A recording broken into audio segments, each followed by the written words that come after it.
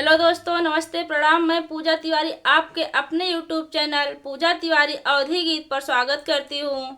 दोस्तों, आज हम आप लोगों के लिए एक बन्नी गीत लेकर आए हैं जो बड़ा ही मज़ेदार है। आप लोग वीडियो को लास्ट तक देखिए।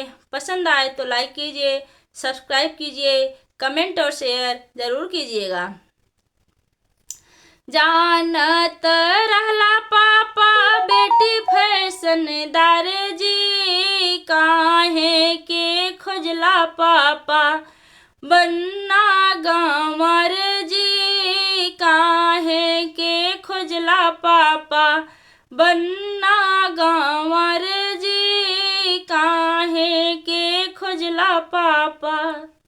आजकल के फैशन में इंग्लिश के चाल जी, आजकल के फैशन में इंग्लिश के चाल जी, मंडप में हिंदी बोले बन्ना गंवर जी, मंडप में हिंदी बोले बन्ना गंवर जी, मंडप में हिंदी बोले। जानत रहला चाचा बेटी फैशनदार जी, काहे के खोजला चाचा बन्ना गंवर जी, काहे के खोजला चाचा बन्ना गंवर जी।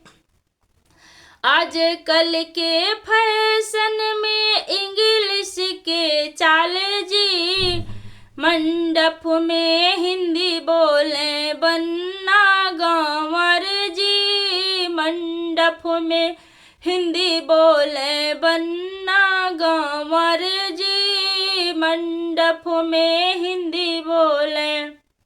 जानत रहला भैया बहनी फैशनदार जी, काहे के खोजला भैया बन्ना गंवर जी, काहे के खोजला भैया बन्ना गंवर जी।